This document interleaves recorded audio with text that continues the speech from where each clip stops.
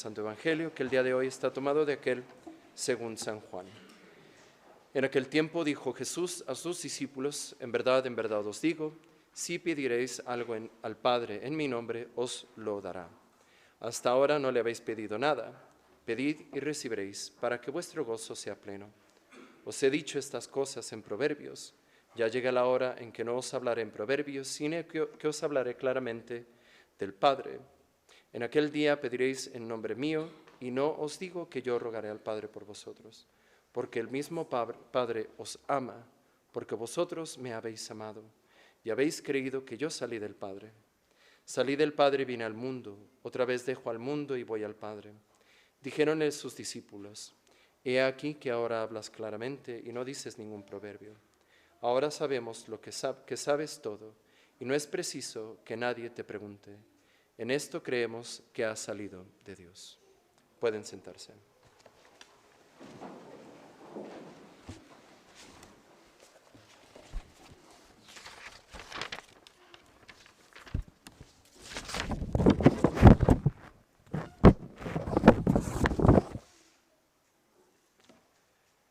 En nombre del Padre, del Hijo y del Espíritu Santo. Amén. Este domingo quinto después de Pascua, continúa el tema que ya venía desarrollando los otros 2 domingos anteriores. Es nuestro Señor básicamente despidiéndose de sus discípulos, avisándoles que se va, y los discípulos pues tristes, apachurrados, siendo consolados por nuestro Señor mismo, ¿no? El domingo pasado, nuestro Señor les anunciaba Pentecostés, les decía: me voy, pero no me voy a quedar con ustedes. Dios mismo se queda con ustedes a través del Espíritu Santo. Y el día de hoy también les consuela, y que es básicamente un fragmento del mismo discurso del domingo pasado del que leemos hoy, que es el discurso justo después de la última cena, que nuestro Señor no nada más les dice que viene el Espíritu Santo, sino les dice: no se quedan solos, tampoco se quedan huérfanos. Mi Padre también es su Padre, y me escucha a mí y también a ustedes a través de la oración. La oración es levantar el corazón a Dios en un diálogo íntimo con aquel que nos ama. Eso es la oración. Y permítanme ser meridianamente claro acerca de la importancia de la oración. El que no ora no se salva. Pueden venir a misa, pueden dar su vida en martirio, pueden donar billones de euros a buenas causas, pueden ser lo que ustedes quieran. El que no ora no se salva. ¿Ok? El que no ora no se salva. Es importantísimo orar. Es importantísimo levantar nuestra alma y nuestro corazón a la presencia de Dios de manera amorosa. Es indispensable tratar de manera familiar de nuestros asuntos con aquel que puede hacer algo al respecto, en particular de los asuntos que tocan de nuestra salvación. Porque la salvación no la ganamos nosotros, es Dios quien infunde nuestras almas. Es Él y solo Él el que puede llevarnos a la gloria eterna. Solamente Dios puede hacer eso. Entonces, normalmente deberíamos estar constantemente tratando con Dios acerca de esos temas. ¿Cierto? Cierto, claro. Imagínense ustedes al adolescente que quiere que le presten el coche el fin de semana. ¿Quiere que le presten el coche para ir a una fiesta?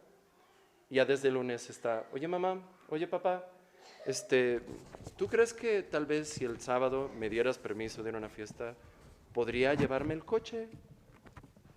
Y empieza desde el lunes, ¿no? Y el martes: oye papá, y empieza además constantemente intentarlo convencer y una y otra vez hasta el hartazgo, ¿no? Tal vez el muchacho se lo gane y le dan el coche ese fin de semana. Pero si una adolescente trata de un tema tan pedestre, con tanta insistencia con su padre, deberíamos de nosotros también ser igual o más insistentes con un tema mucho más importante, con alguien mucho más importante. ¿Cierto? Pues sí. Ahora, la oración tiene varios efectos.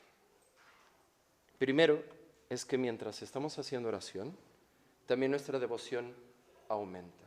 Porque bueno, como estamos elevando nuestra corazón y nuestra alma a Dios, o a los santos, o a Nuestra Señora, obviamente que nuestro corazón empieza a espejear esas imágenes a las que aspira. Entonces crece en devoción. La oración también expía por nuestros pecados. ¿Por qué? Porque la oración en sí misma es un acto contrario al pecado. Porque cuando a través del pecado nos rebelamos en contra de Dios y hacemos nuestra propia voluntad de una manera soberbia, cuando hacemos oración nos sometemos a Dios y realmente nos ponemos a sus pies. Es un acto de humildad el hacer oración como se debe hacer. Y también la oración merece una recompensa. No porque si me das 3 oraciones y 2 tapas de Coca-Cola te ganas un premio. Es más bien como nuestro Señor ve el intento que estamos haciendo, ve que queremos crecer en amor a Él y nos echa la mano. Porque si un papá o una mamá ven que el hijo intenta, dicen, bueno, mira, ándale pues, te presto el coche. Nuestro Señor es mucho más indulgente y mucho más justo. Luego, ¿cómo debemos orar? La oración tiene que cumplir estrictamente 3 requisitos. Tiene que ser humilde, tiene que ser confiada y tiene que ser perseverante. Tiene que ser humilde porque, bueno, Dios de entrada rechaza a los orgullosos. ¿Cómo sería una oración orgullosa? Una oración orgullosa sería la oración de alguien que ve a Dios como algo útil, ¿no? Por favor, que mi papá me preste el coche. Señor. O, Señor, por favor, que pase el examen de cálculo. Y solamente cuando hay examen de cálculo es cuando pedimos a Dios. O solamente cuando necesitamos, cuando de verdad vemos que no nos cabe en nuestras manos salir del paso, entonces acudimos a Dios. Entonces Dios se vuelve una herramienta para nuestros propósitos. Y entonces esa actitud lo que implica es que vemos a Dios como nuestro sirviente, como que nos debe algo, como que si rezamos, necesariamente Él tiene que hacernos el milagrito. Eso sería una oración orgullosa, un ejemplo. Pero tenemos que acercarnos a la oración pensando que incluso los pecadores son escuchados cuando se acercan de una manera humilde. Por ejemplo, la oración, ese pasaje del Evangelio donde está el publicano y el fariseo en el templo, y el fariseo está hasta adelante y dice, Señor, qué bueno que no soy como el que está ahí atrás, qué bueno que soy bueno. Y el publicano que está hasta atrás dice, Señor, pero la verdad que yo sé que no merezco ni siquiera estar aquí. Y la oración que fue agradable a Dios fue la del publicano, fue la del pecador. No porque haya sido pecador, sino porque su oración fue humilde. Tenemos que llegar a la oración sabiendo esta verdad que no me canso de repetirles. Dios no nos debe nada. Nosotros a Él le debemos todo. Si tenemos eso por sentado, nuestra oración va a ser más agradable a Dios. Tenemos que hacer oración con plena confianza. Esta confianza que tiene que ser plena se tiene que extender a las cosas que tocan a nuestra salvación. No puede ser así como, yo confío en que Dios me va a sacar de este apuro económico. Yo confío en que Dios me va a quitar esta enfermedad. Yo confío en que Dios, porque bueno, Dios te puede hacer santo en la pobreza y en la riqueza, en la salud y en la enfermedad. Porque esas cosas, que seas pobre o rico, que tengas dinero o no, o que tengas salud o enfermedad, no son fundamentales a tu salvación. Si a lo mejor estás en un bache económico, lo que hay que pedir entonces es, Señor, que aunque me esté yendo mal, no me separe de ti. Señor, que este dolor que tengo por la enfermedad sirva para la salvación de mi alma y de los que quiero. Eso sí que toca la salvación. Ahora, obviamente, podemos pedir cosas materiales a Dios y a veces lo concede, pero tiene esas concesiones que Dios da, son en función de nuestra salvación. ¿Ok?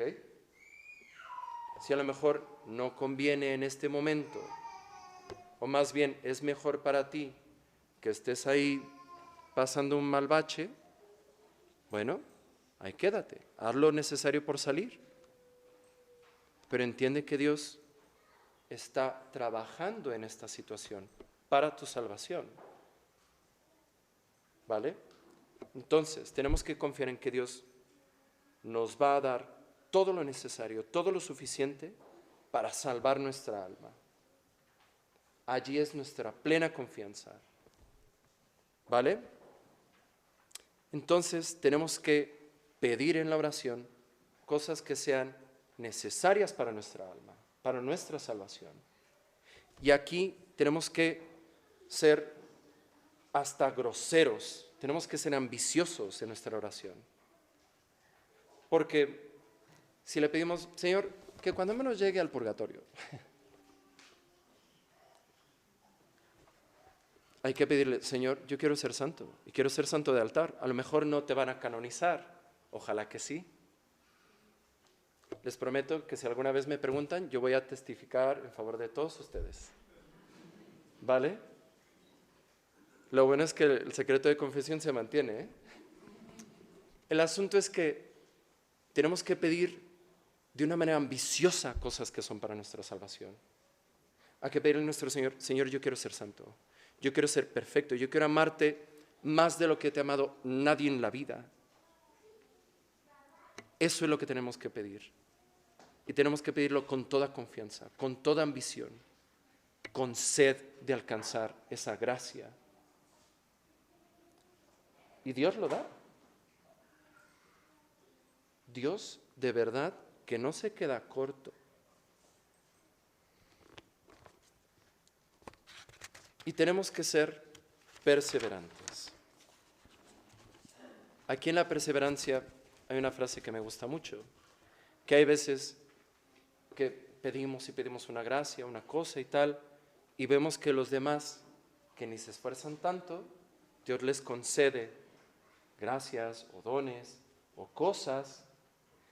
Y aquí, esta frase me alivia a veces mi mente, que dice, lo que Dios niega a unos por misericordia, a otros da como castigo. Lo que Dios niega a unos por misericordia, a otros da como castigo. ¿Vale? Y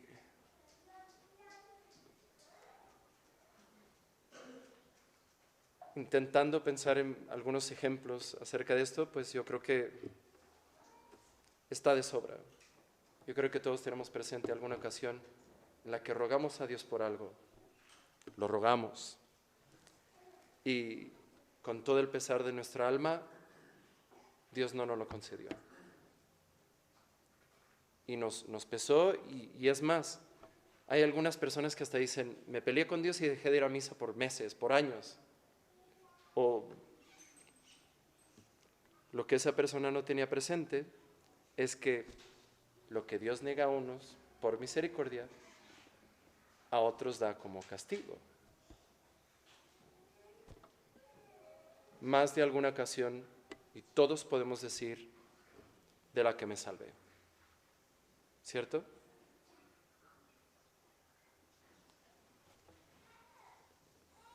Y aquí en la perseverancia también tenemos que tener muy presente que pedir por un don o por una gracia y que Dios no lo dé en ese momento, tal vez implica que Dios lo que quiere hacer primero es que estemos listos para recibir esa gracia, ¿no? Entonces, de mientras nosotros pedimos esa gracia, esa misma espera nos puede servir como preparación para que cuando Dios nos dé lo que pedimos, nos sirva de la manera más eficaz. Por ejemplo, hay muchas personas que a lo mejor piden la gracia de la pureza, ¿no? Y la pureza, y piden a nuestro Señor y tal.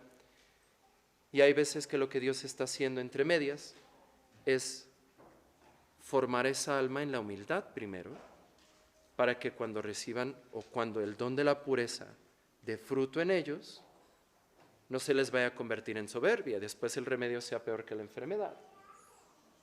Por eso tenemos que ser perseverantes, porque realmente hay veces que sabemos que esto es bueno para nuestra alma, sabemos que esto es muy bueno para nuestra alma y lo pedimos y entonces nos preguntamos por qué Dios no lo da. Porque necesitas estar listo para ello. Entonces hay que ser perseverantes para recibir esa gracia, ¿vale? Y por último, como una especie de cuarto requisito de la oración, es que tenemos que estar dispuestos a actuar en consecuencia con nuestra oración.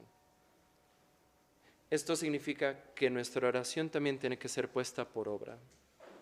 Esto significa que si estamos pidiendo alguna gracia espiritual, tenemos que nosotros también poner los medios para recibirla.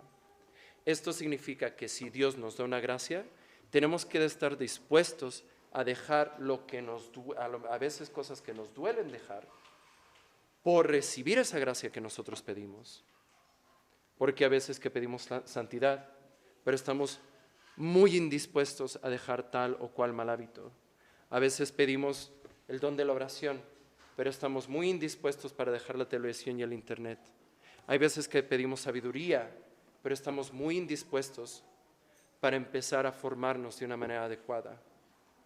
Si nosotros estamos haciendo oración, tenemos que estar dispuestos a actuar en consecuencia respecto a esa santidad que estamos pidiendo en ese momento.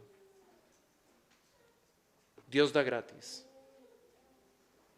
pero nosotros tenemos que hacer que esa gracia en nosotros valga la pena. Porque si nosotros pedimos por esas gracias, que además es necesario la oración, que no se les olvide, si nosotros pedimos esas gracias y al final no actuamos en consecuencia, seremos como aquel hombre que ve su rostro en un espejo, viendo su rostro nativo y alejándose, olvida cómo era, como dice la carta de Santiago. Que Dios los bendiga y nuestro Señor los guarde, Dios de la vida eterna, en nombre del Padre, y del Hijo y del Espíritu Santo. Amén.